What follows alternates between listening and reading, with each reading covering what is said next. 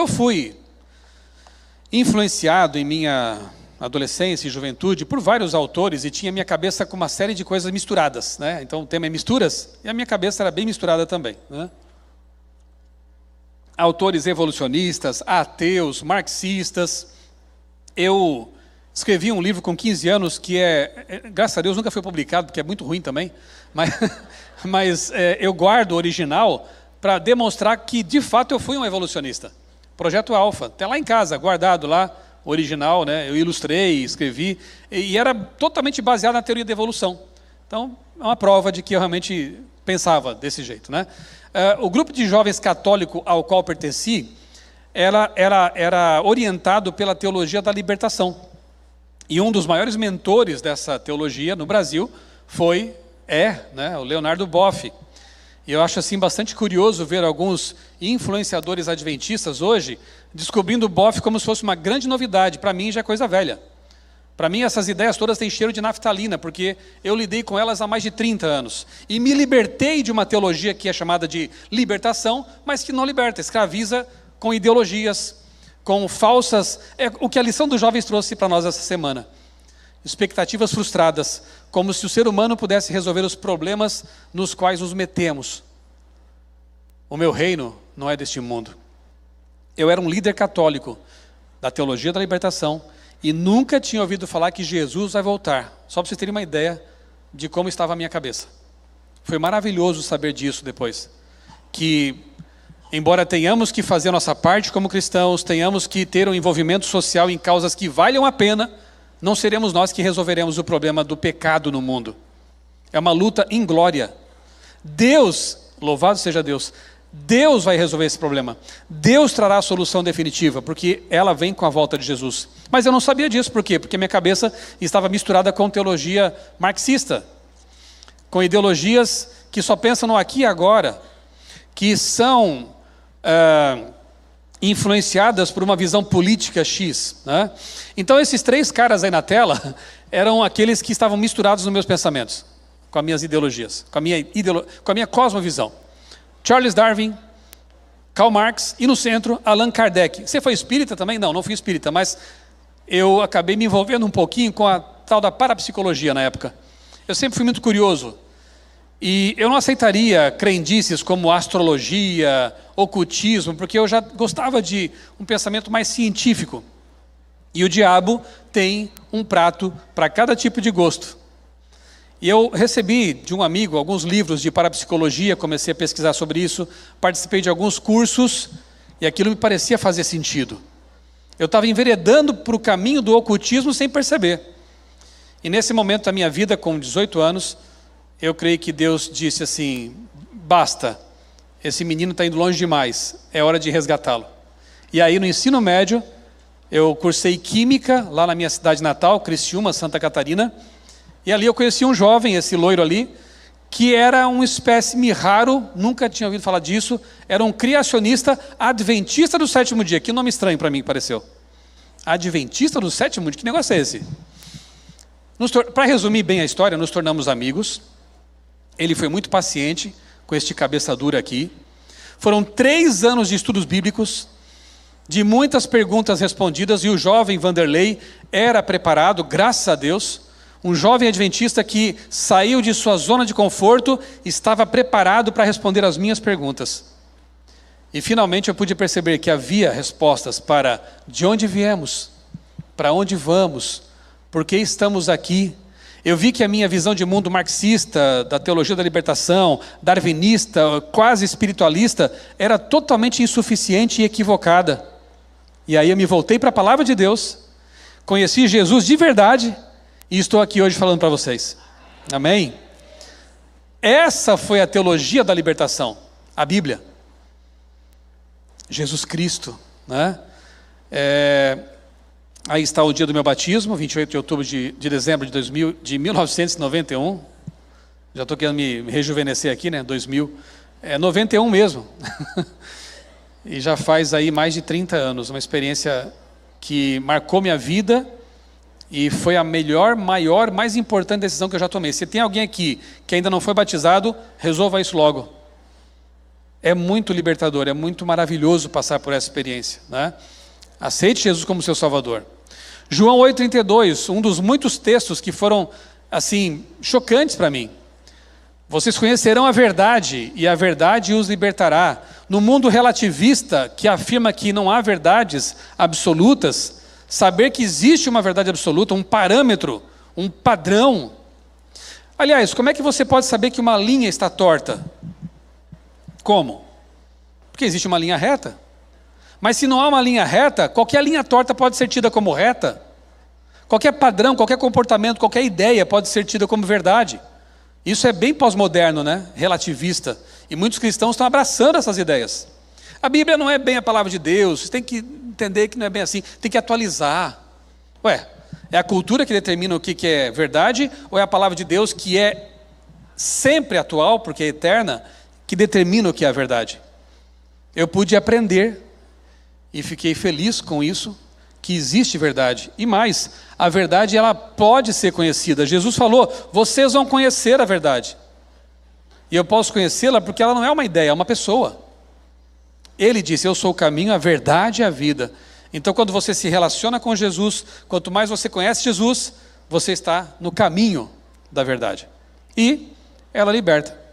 Me libertou da insegurança, me libertou da falta de esperança, me libertou da mentira, me libertou do engano, e hoje eu me sinto livre em Jesus. Hoje não, desde 91, até antes disso um pouco. Como é bom ser livre em Jesus.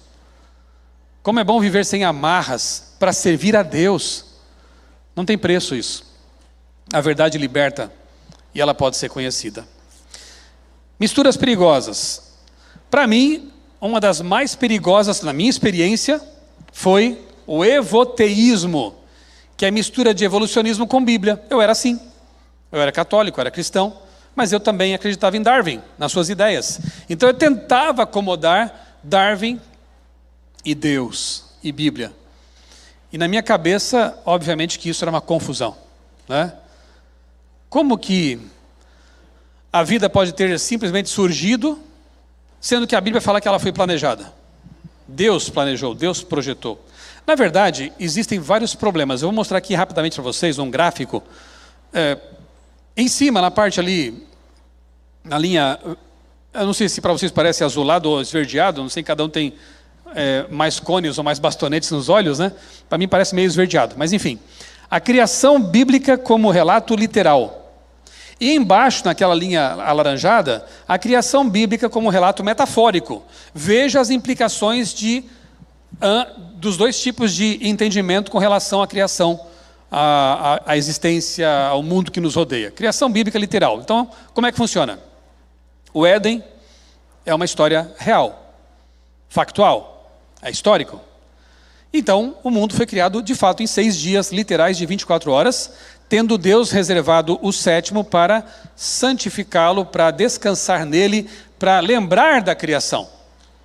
Note que uma das falácias dos que nos acusam é que o sábado é para os judeus. Nesse tempo aí, tinha algum judeu na terra? Adão era judeu? Eva era judia? Não, eram Adão e Eva.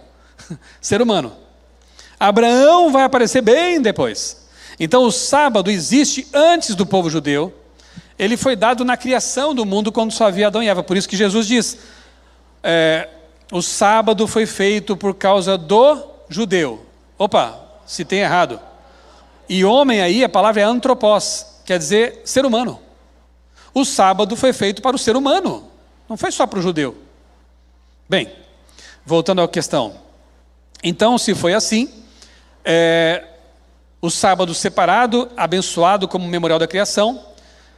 Infelizmente, o capítulo 3 da Bíblia é o mais triste da Bíblia, quando Adão e Eva se afastam de Deus, pecam, e aí o conflito ele passa a ocorrer também na terra, aquilo que começou no céu.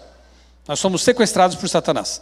Bem, acontece então a reprovação no teste, mas Jesus prometeu resolver o problema. Só dá um cliquezinho para mim lá no teclado, avançar, isso. Ali. A cruz é o início, né, da solução definitiva que vai ocorrer na recriação após o milênio. Na cruz, Jesus paga o preço, Jesus nos resgata com o seu sangue, com o seu sacrifício completo, definitivo, está consumado. E a tumba vazia é prova de que Ele é Deus e de que Ele vai ressuscitar aqueles que morreram. A tumba está vazia, nosso Deus vive. A tumba de outros líderes religiosos teve seus restos mortais por muito tempo lá, não ressuscitaram. Mas a tumba de Jesus sempre esteve vazia após a ressurreição. Ele vive. As 3 mensagens angélicas são o recado final de Deus para a humanidade. Há um juízo, Ele vai voltar. Há um dia que celebra a criação, o Deus que fez o céu, a terra, o mar, as fontes das águas. Essa é a mensagem. E finalmente, o clímax é com a volta de Jesus e a eternidade. Se você crê no relato bíblico, como está aqui, na palavra de Deus, assim é que funciona e as coisas se harmonizam. Porém, se você crê que a criação bíblica não é um relato literal, mas metafórico, fica assim. Não foram 6 dias. Foram eras e eras e eras. Talvez cada dia represente 1000 anos, 1 milhão de anos, sei lá. Eras e eras e eras. Então a evolução acontece ao longo de milhões de anos. O ser humano surge depois que vários animais já tinham se tornado extintos, né, os dinossauros inclusive. Então a morte passa a ser um resultado não do pecado, mas uma coisa que Deus fez, porque Ele usa a seleção natural, terrível como é, para ir filtrando, né, os organismos mais bem adaptados para a existência. Então é a sobrevivência do mais forte, do mais apto. Isso é horrível. Eu não posso pensar num Deus que usa esse método para aprimorar a vida. E outra, um Deus que cria a vida e a morte, porque não houve pecado. Gênesis 3 também é mito. Adão e Eva, e serpente, e fruto, que coisa é essa? É um mito. Se aquilo é um mito, então o pecado não é o resultado, não é o causador da morte. E Jesus viria para fazer o que então?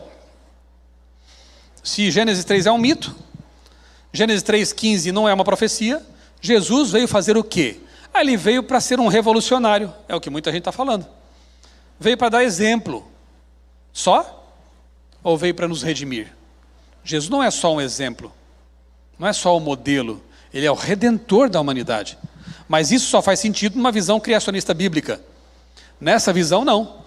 E se Jesus não veio salvar ninguém de pecado nenhum, a tumba inclusive está lá fechada, ou Ele desceu da cruz e casou com Maria Madalena, como dizia lá o Dan Brown, e dizem outros, né?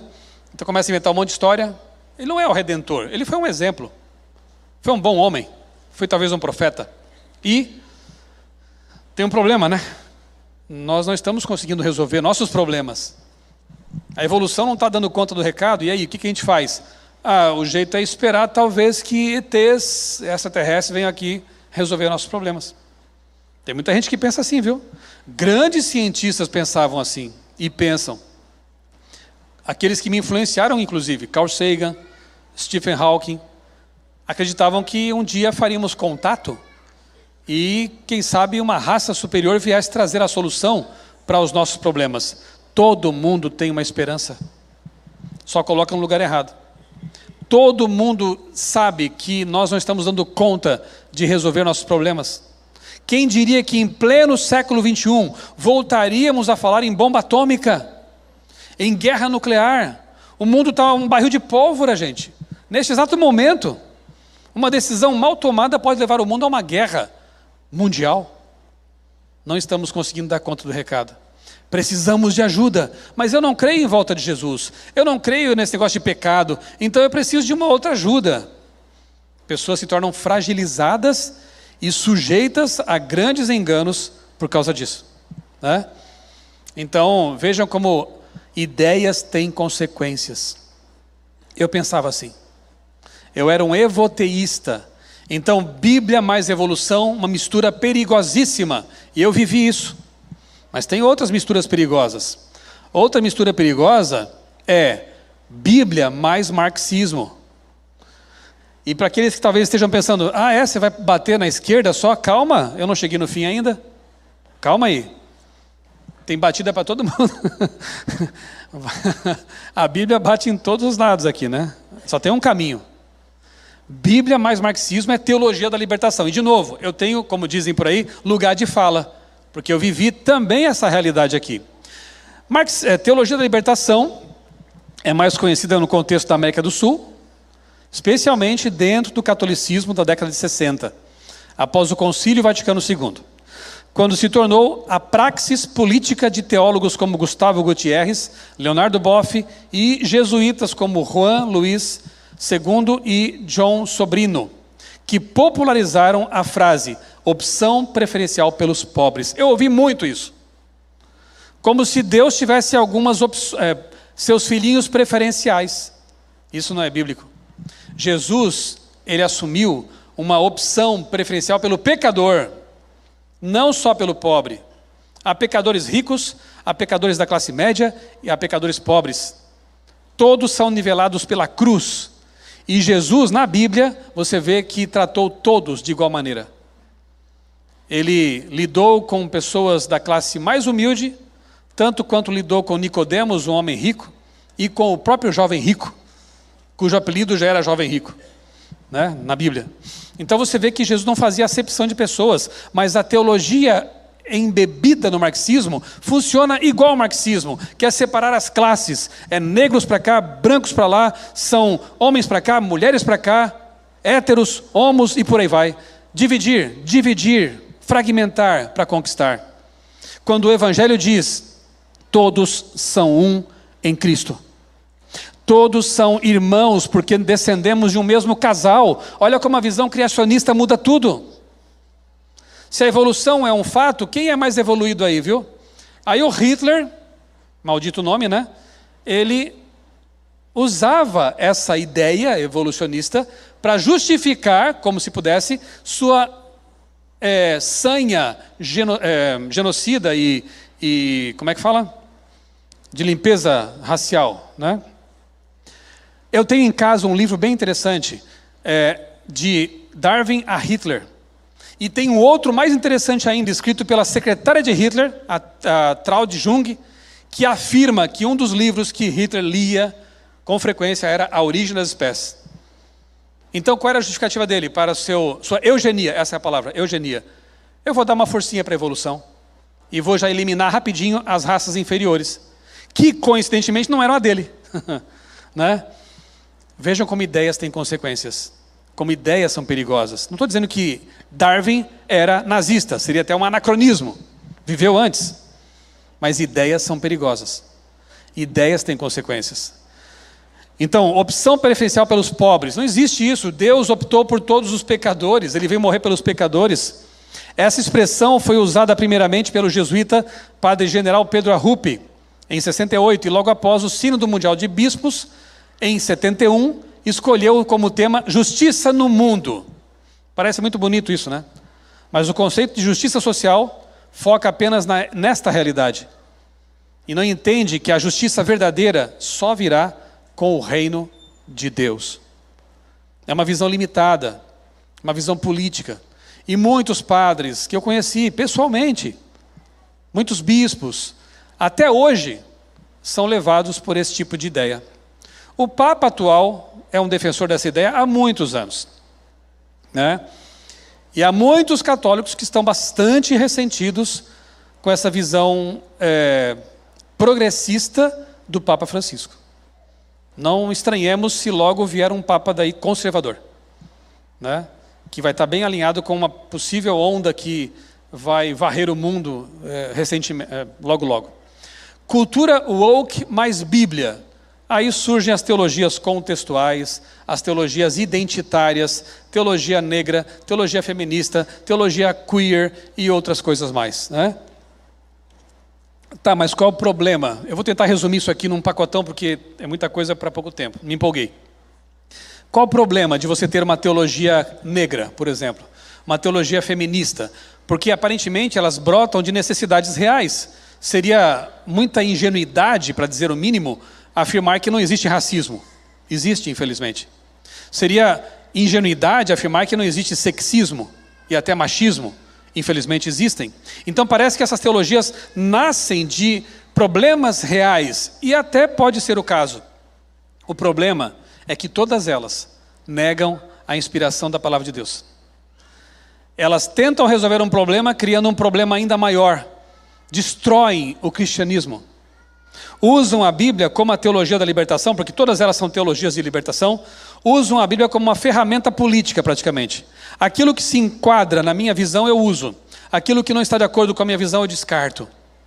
E o interessante é que, se eu tivesse tempo, eu leria para vocês alguns textos de Ellen White, em que ela fala desse assunto, né, naquele tempo dela mesma. Isso aqui é um livro de uma autora, eu recomendo a vocês. Ela é evangélica, norte-americana, e ela conta nesse livro como que essa visão progressista cristã afetou a fé dela. Ela conheceu um pastor moderninho lá nos Estados Unidos, desses que dizem que, não, você tem que usar chaves hermenêuticas, Jesus como chave hermenêutica. Sabe essa ideia da modinha, né? Que só o que Jesus falou equivale àquilo que ele não disse e que Moisés falou, eu não aceito.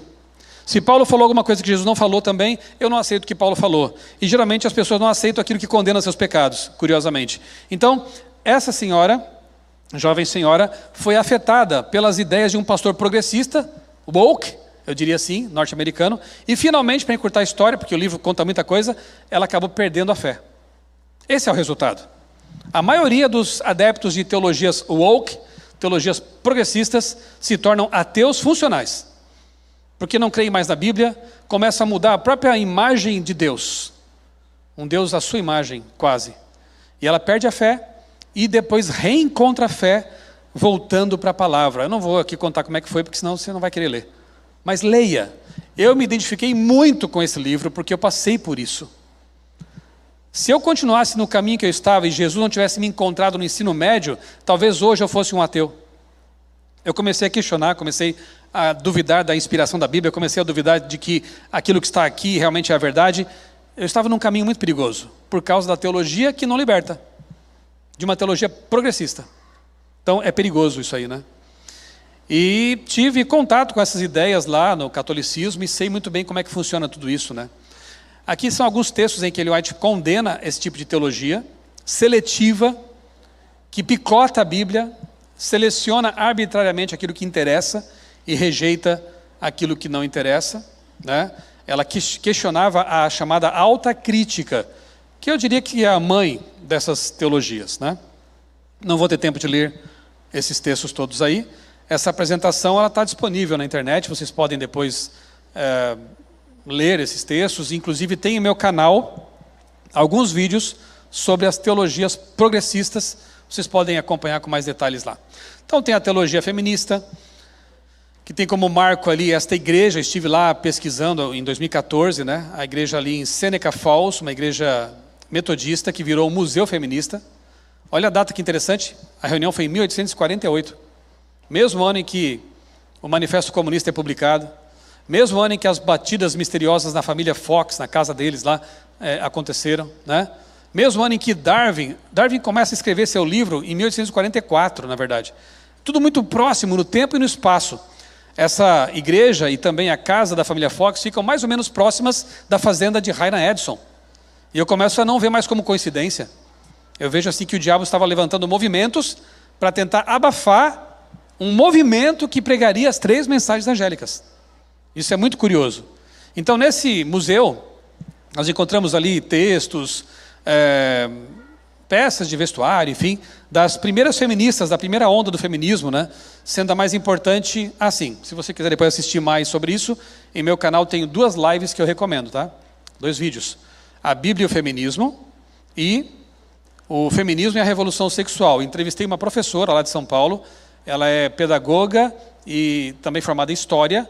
Muito bom esse conteúdo. Ela se aprofundou nesse assunto, à luz da Bíblia e da História, e eu não vou poder explicar tudo aqui para vocês agora também. Fica aqui a tarefa de casa. Uma das mais importantes expoentes desse movimento é a Elizabeth Stanton, né, da primeira onda lá. Para ela, a Bíblia tratava de superstições tenebrosas. Aí vem a outra, né, a Simone de Beauvoir, talvez o nome ainda mais conhecido, né, que diz assim: ninguém nasce mulher, torna-se mulher. Nenhum destino biológico, psíquico, econômico define a forma que a fêmea humana assume no seio da sociedade. É o conjunto da civilização que elabora esse produto intermediário entre o macho e o castrado que qualificam de feminino. Que triste, né? Que triste.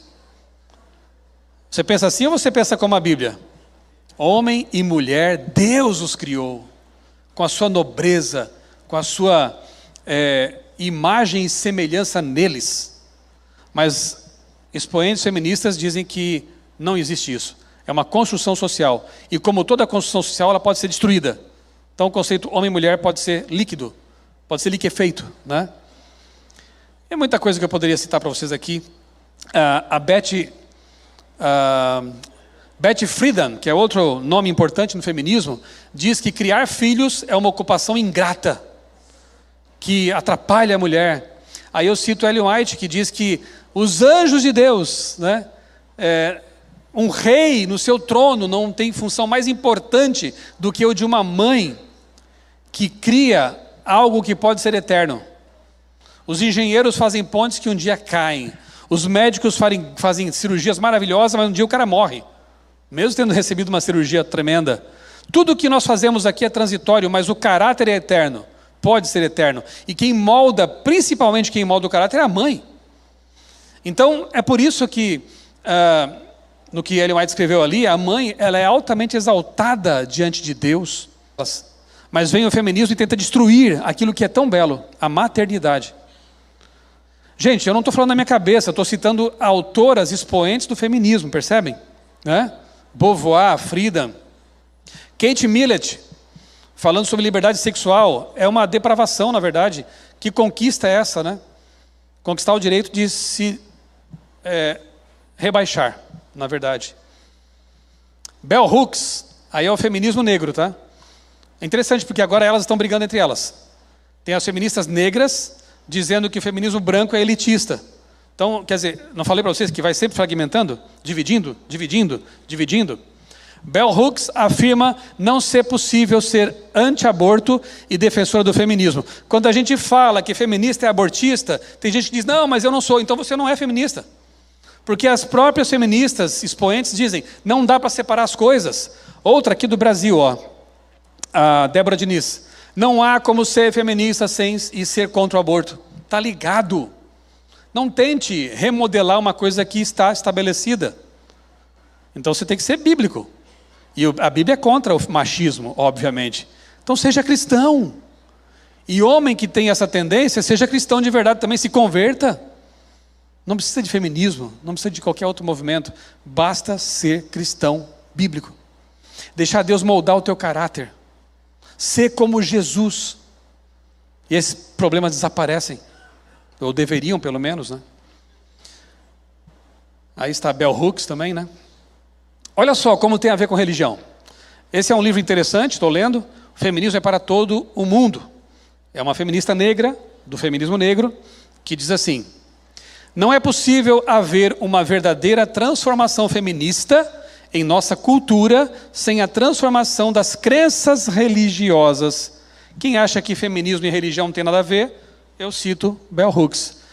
Até que isso aconteça, a mudança da visão religiosa, religiões patriarcais organizadas sempre destruirão as conquistas feministas. É que elas acham que a Bíblia é um livro patriarcalista machista, né? Nada mais falso. Então tem a ver com religião. Eles sabem que a religião, como Marx já sabia, que a religião é um entrave, o cristianismo é uma barreira incômoda, que tem que ser quebrada, destruída. Daqui a pouco eu vou citar uma autora ex-muçulmana que vai nos dar um recado muito sério. Que nós talvez estejamos permitindo que essa barreira seja quebrada. E aí, o que vem é bastante grave. O que está vindo aí, né? É muito sério. Teologia negra, a mesma coisa, né? Olha só, James Cone, que é um expoente dessa teologia, eu publiquei uma série de artigos em meu blog, outraleitura.com.br, quem quiser ler depois, do doutor Isaac Malheiros, que é professor do NASP, lá de teologia. O James Cone, que é esse expoente da teologia negra, disse assim, não devemos concluir que a Bíblia é um testemunho infalível. Deus não foi o autor da Bíblia, nem seus escritores foram meros secretários. Pouco importa para o oprimido quem escreveu a Escritura.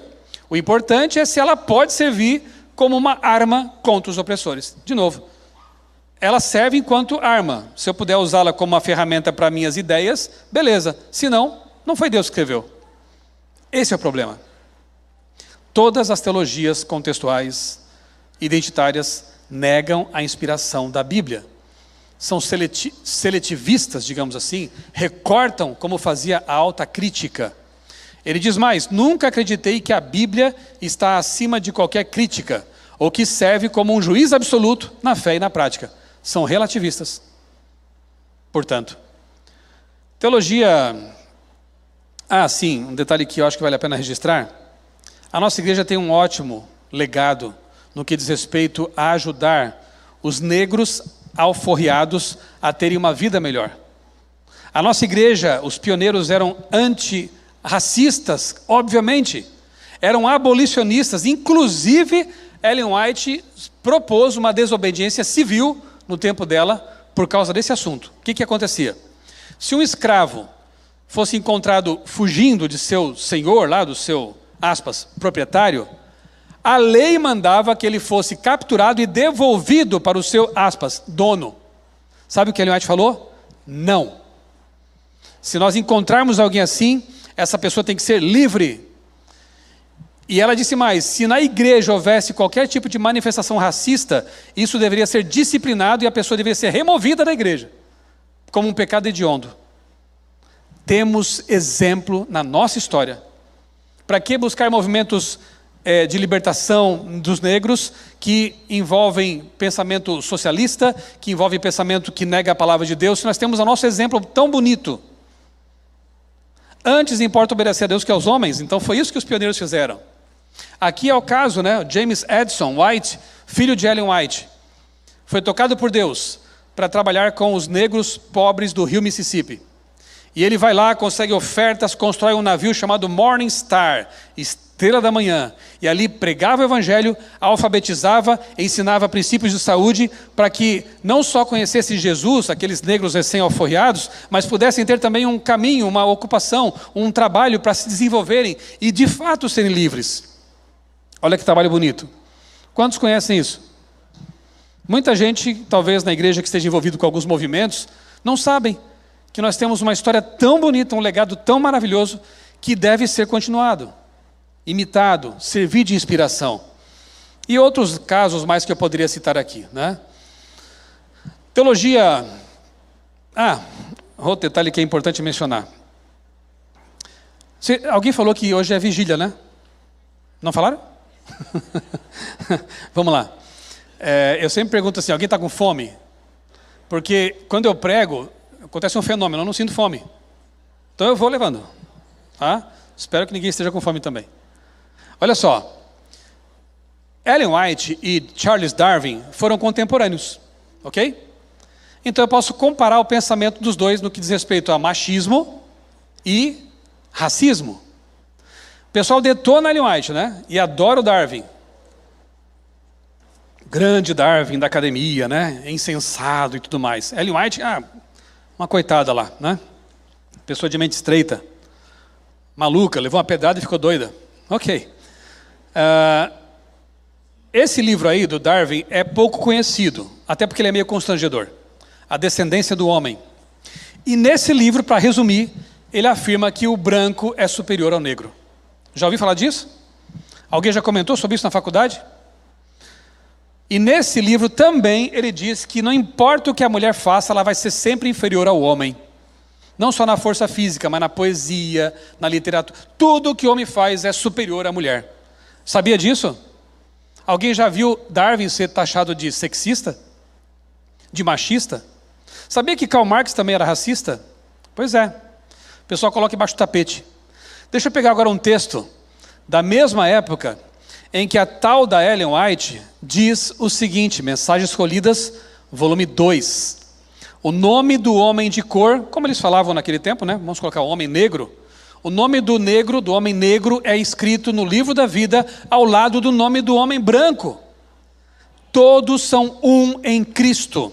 Nascimento, posição, nacionalidade ou cor da pele não podem elevar nem degradar os seres humanos.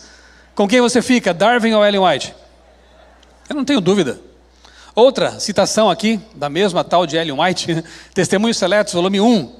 Ao criar Eva, Deus pretendia que ela não fosse nem inferior, nem superior ao homem, mas em todas as coisas lhe fosse igual.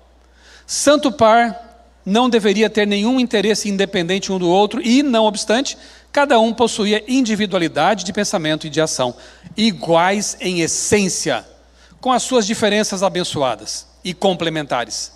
Mas ontologicamente falando, essencialmente falando, iguais. Com quem você fica? Com Ellen White ou com Darwin?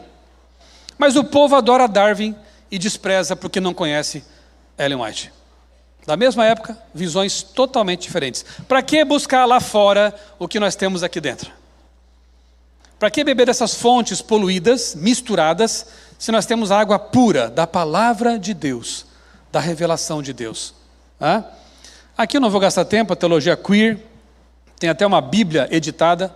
Todos os textos que condenam as práticas homossexuais indevidas são riscados, tirados dessa Bíblia, que é a Queer James, não é nem King James, né? É uma adulteração da palavra de Deus. Chegaram a esse extremo. Enquanto os outros negam, esses aí se atreveram a editar a Bíblia. É uma teologia que tem vários livros também, Teologia Indecente, Deus Queer. E, gente, se eu fosse ler as coisas aqui, vocês ficariam assim abismados, né? Mas, resumindo, não busca legitimidade na Bíblia. É óbvio. Tem que ou editar a Bíblia ou cancelá-la. Aliás, Dr. Rodrigo Silva tem uma live que ele fez sobre a teologia queer, muito boa, e ele questiona um detalhe que é bem interessante. Os próprios teólogos da teologia queer ou teologia gay não entram em acordo. Porque para alguns, quando Paulo condena essas práticas homossexuais, em Romanos 1, em 1 Coríntios capítulo 6, por exemplo, Paulo, ele está errado. Isso não foi inspirado. Falou da cabeça dele, dos seus preconceitos. Já tem outros teólogos dessa linha que dizem, nós temos que reinterpretar isso aí. Decidam. Ou tem que reinterpretar, ou não serve para nada. Eles não se entendem, né? Levítico, lá, quando Moisés fala sobre as questões, né, envolvendo práticas sexuais, né, que Deus condena, não, aquilo tem que ser reinterpretado. Era só para aquele povo que era idólatra. Outros já dizem, não, aquilo não foi inspirado, tem que riscar. Decidam. O que a gente faz com esses textos? Né? Então o problema sempre é o problema da revelação. É inspirada ou não é? As teologias contextuais dizem que não é. Né? Tudo vem aí desse pessoal do movimento pós-moderno, relativista, enfim.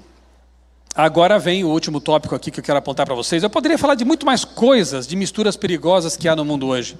O diabo não está brincando, irmãos. Eu poderia falar, por exemplo, da mistura de reforma de saúde com evolucionismo e outras questões que derivaram no veganismo. Eu sou vegetariano há 30 anos, mas não sou vegano. O vegano está mais preocupado com os animais do que com a saúde. O vegano não usa cinto de couro. O vegano não come mel porque o mel estressa as abelhas. Nós também nos preocupamos com os animais. Eu tenho dó dos animais. Óbvio. Mas a preocupação primordial da reforma de saúde é ter uma mente clara para adorar a Deus corretamente e entender as questões que envolvem aí o conflito. Não é? Então, eu não sou vegano. Eu sou vegetariano. Eu não sou holista, eu sou integral. Prefiro os termos que são bem nossos, né? Eu sou adepto da alimentação integral, não da alimentação holística. Porque essa palavra também tem suas nuances aí meio estranhas, né? Eu poderia falar sobre outras misturas. Música sacra com outros estilos, dá aquilo que a gente está vendo por aí, né? É um louvor que não dá mais nem para ouvir. Então, misturas e misturas. E aqui eu termino com essa. Direita conservadora mais Bíblia. O que deu? A teologia do domínio. E aqui é o perigo do outro extremo. É quase um gramscismo de direita. O que é gramscismo? O Antônio Gramsci, que era de esquerda, obviamente, né, um marxista, ele dizia que, já que pelas armas, já que pela Revolução Armada não foi possível dominar o mundo com o pensamento marxista, nós temos que fazer diferente. Vamos invadir as escolas, vamos invadir a mídia, vamos dominar os meios de comunicação e de informação. E assim nós vamos converter a sociedade. Olha só que esperteza. E conseguiram em grande medida fazer isso, né? Basta ver o que se transformaram muitos dos campi seculares. Eu estudei numa universidade federal, lá em Santa Catarina. Na década de 90. Eu sei bem o que acontece por lá nos cursos de humanas. Hoje a coisa está muito mais complicada. Muito mais. Então deu muito certo essa visão aí gramsciista. Porém, do lado do outro extremo ali, da direita, a ideia é a mesma. A teologia do domínio prevê que a política tem que ser dominada. A cultura também. Nós temos que produzir cultura. E nós temos movimentos aí fazendo isso já há algum tempo, né? É a mesma ideia de Gramsci. Dominar o mundo. Para que preparemos o terreno para a volta de Jesus. Parece tão bonito, né? Tão interessante. É um pensamento de que nós vamos resolver o problema, mais ou menos como a teologia da libertação também pensa. Você vê que há uma mente orquestrando tudo por trás. Tem gente ingenuamente pensando que é de esquerda no espectro político ou de direita, mas há uma mente orquestrando as coisas por trás. E aqui a gente vê o seguinte, eu gosto de usar essa metáfora, falei para os jovens sobre isso também. O meu amigo Eduardo Lutz, um astrofísico, propôs essa metáfora interessante. E com isso eu começo a encerrar, começo a caminhar para o fim. Não quer dizer que eu cheguei no fim ainda. Começo a caminhar para o fim. Peço um pouquinho de paciência aí, para a gente fechar a questão. A esquerda é o arco, a direita é a flecha. Como assim, pastor?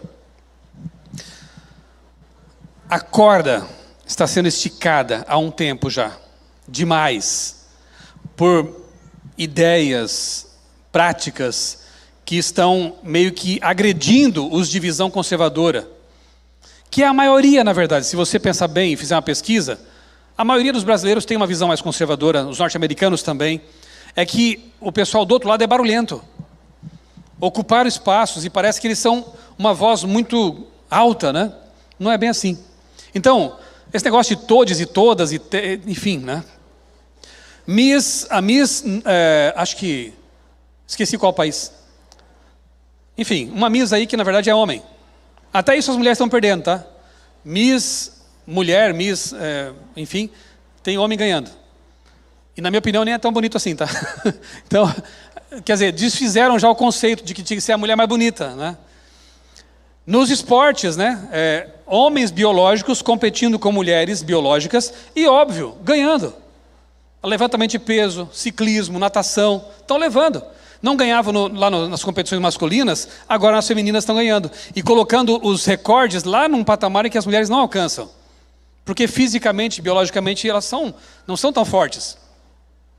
Mas eles passam por reposição, tratamento hormonal. Gente, o indivíduo passou a puberdade inteira tendo o corpo dele banhado por dezenas de vezes mais testosterona do que a mulher. Vai ter ossos mais fortes, músculos mais fortes. Você acha que uma mudança hormonal, tratamento hormonal de alguns meses ou poucos anos vai reverter esse processo? Não. Ele vai ganhar. Então tem muita gente revoltada com esse tipo de situação. Meu corpo, minhas regras, abortismo, trisal. Lá na Colômbia, eu acho, né, teve um casal ali, entre aspas, né, 2 homens que viviam juntos, e um se apaixonou por outro homem, o que seria talvez uma traição, mas o outro que seria o traído disse, que tal convidá-lo para cá também? E aí as autoridades os casaram, é um trisal. Então a coisa está ficando assim, quase insuportável. Alguns podem dizer, mas temos que respeitar, ok, mas há leis tramitando por aí, imposições e tudo mais, e a sociedade está ficando já farta disso. Qual tem sido a reação a essas coisas?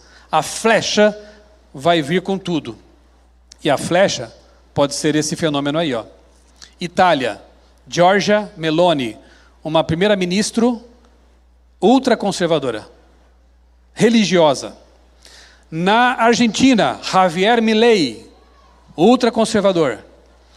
Na Holanda, quem diria? A Holanda que liberou drogas, liberou a prostituição, né? Legalizou tudo isso, está voltando atrás e elegeram agora Geert Wilders, um conservador de direita. Na Holanda. Por que a gente não aprende aqui no Brasil com o exemplo de fora, né? A gente demora para aprender, tem que quebrar a cara para depois aprender. A gente está indo no caminho que eles já trilharam e voltaram.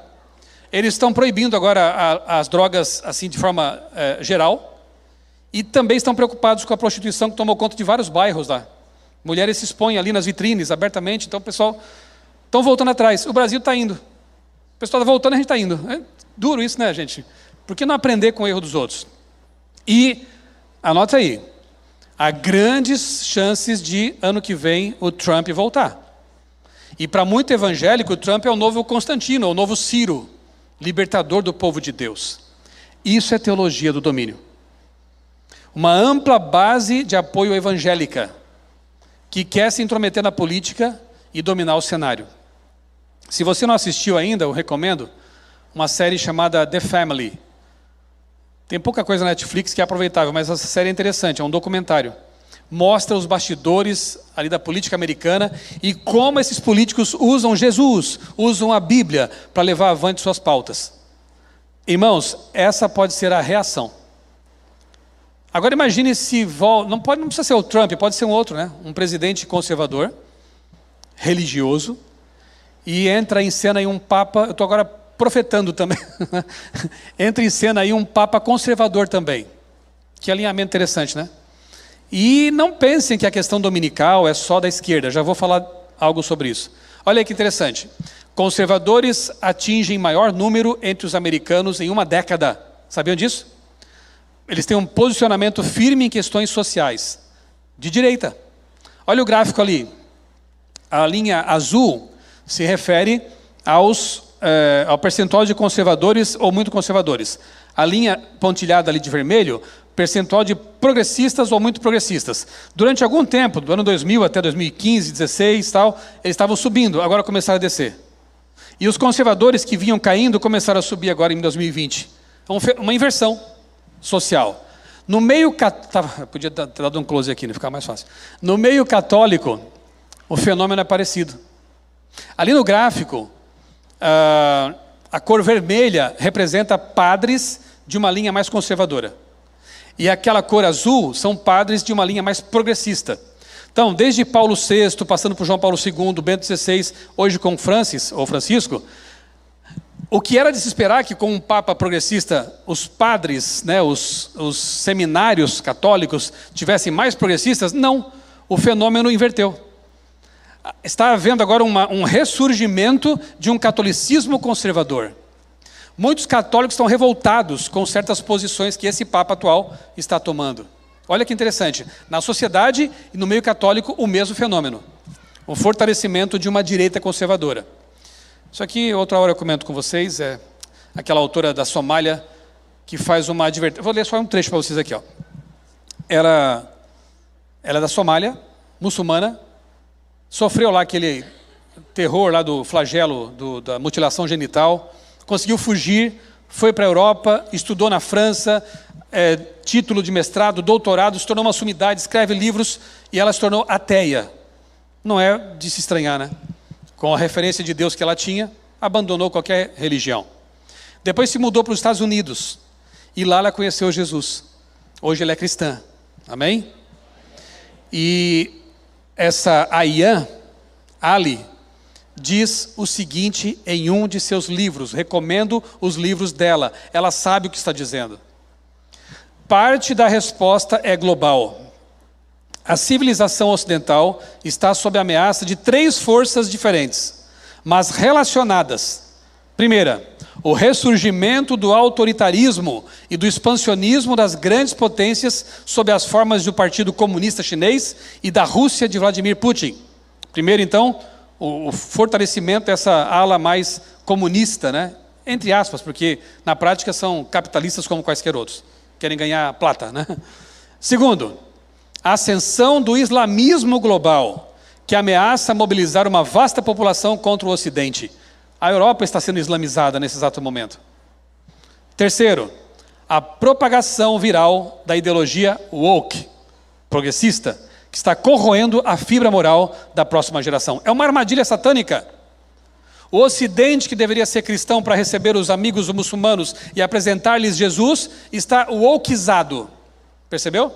Está diluído, esse cristianismo está fraco. Na Europa não há mais cristianismo praticamente. Então os muçulmanos chegam e dominam o espaço.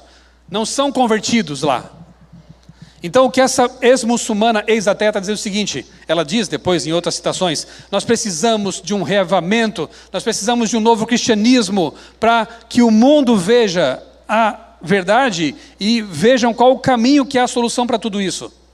Você percebe que o diabo trabalha nas duas frentes? Ele está minando o ocidente cristão. A última barreira está sendo quebrada, está sendo rompida. O que faremos? Se Deus não operar um milagre, dentro de mais uma geração, a Europa poderá ser um novo califado, e eu não sei o que o Brasil será. Nós temos que clamar pelo reavivamento. Nós temos que clamar para que Deus nos encha de poder. Os discípulos também enfrentaram um mundo muito complicado, mas estavam cheios do poder do Espírito Santo e fizeram a diferença. Nós precisamos desse poder. Ou então, é porque eu conheço as profecias, eu não me desespero. Mas se eu não conhecesse o que eu conheço, eu ficaria desesperado. Eu não veria luz no fim do túnel. Né? Então veja só um detalhe. A Igreja Episcopal Americana abraçou a agenda progressista e perdeu fiéis. Não adianta. O povo quer uma resposta, o povo quer uma religião sólida. Quando as igrejas se tornam progressistas, elas se tornam fracas e as pessoas vão embora. Mas se é para ter isso aqui, eu tenho lá fora, eu não quero saber, eu quero algo diferente. Eu quero uma resposta, eu quero uma solução. Elas querem Bíblia. Não querem essas pautas que tem no mundo, né? Não querem mistura, elas querem pureza. Vamos ver o que aconteceu lá fora. Olavo de Carvalho, um grande ideólogo aí do pessoal mais à direita, né? Afirmava, e seus seguidores afirmam, que a Igreja Católica tradicional é a solução. Está vendo? Se o povo não encontrar, no outro local, a solidez da palavra, eles vão buscar na tradição, na história, numa igreja que tem mais de 1000 anos. E tem muita gente indo para lá, inclusive protestantes. Ellen White aqui no Eventos Finais fala sobre um laço de união universal, uma ideia, uma iniciativa que vai unir todo mundo. E eu apresento isso como sendo o domingo, o decreto dominical. Tenho palestras em meu canal que exploram esse assunto, não vou ter tempo de explorar aqui agora também, mas eu vejo o domingo como sendo um laço, uma cola que vai juntar todo tipo de pensamento. E especialmente por causa da questão ambiental, né? E o Papa tem sido um campeão disso aí. É esse ponto que ele fez avançar bastante. Laudato Si, domingo climático. Nós precisamos de uma solução para esse mundo, na questão ambiental, na questão climática, na família. E ele apresenta o domingo, o descanso dominical, como uma das soluções. Ah, mas é da esquerda só, né? Olha aí. Projeto 2025, dos conservadores americanos, traz o seguinte tópico. Eu extraí de lá. Deus ordenou o sábado, quando eles falam sábado, na verdade é o domingo, né? Ali, como um dia de descanso. E até muito recentemente a tradição judaico-cristã procurou honrar esse mandato. Por meio de medidas morais e legais, lei para impor um dia de descanso. Onde é que você leu sobre isso já? Regulamentar o trabalho naquele dia. Além disso, um dia de folga partilhado permite a famílias e comunidades aproveitarem o tempo livre juntas, em vez de serem atomizadas, e proporciona uma cadência de vida mais saudável para todos. Infelizmente, o dia de descanso comunitário foi corroído sob as pressões do consumismo e secularismo, especialmente para trabalhadores de baixa renda. Não importa se é para salvar a família ou se é para salvar o meio ambiente. O importante é que haja um dia legalizado para descanso. Onde é que você já leu sobre isso? Ah, mas a Ellen White é doida. Ela escreveu isso aí há mais de 100 anos. E a gente vê o mundo caminhando para isso. E aí você vê a esquerda e a direita com a mesma ideia. Convergindo, né? E aí quem não concordar vai ter seus problemas. Meus queridos irmãos, eu quero finalizar agora sim com esses textos da palavra de Deus. Eu vou mencionar um deles e vou ler os outros dois. Se quiser já abrir em 2 Coríntios, é com ele que a gente vai finalizar, e também Apocalipse 18, né? Números capítulo 25, ali fala do engano que o falso, vendido profeta, que deveria trabalhar para Deus e passou a trabalhar para o inimigo, Balaão, levou o povo de Deus à derrota. Um povo que enfrentou tantas agruras por 40 anos no deserto. Um povo que enfrentou cobras, enfrentou a idolatria, enfrentou perigos. agora estava na iminência de entrar na terra prometida. E o diabo não queria isso, obviamente. Não era plano do diabo isso, era de Deus. E aí, o diabo inspira uma ideia. Vamos misturar. Vamos misturar.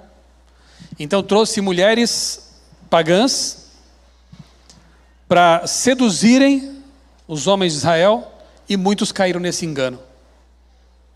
E foram atrapalhados, faltando apenas poucos passos para entrar na terra prometida. A mistura. O que as ideologias, o que o paganismo e outras coisas não conseguiram, a perversão sexual conseguiu. Para o diabo não importa. O importante é ele impedir você de entrar em Canaã. Cuidemos com as misturas. E aqui em 2 Coríntios, capítulo 6, versos 14 e 15, Paulo diz o seguinte: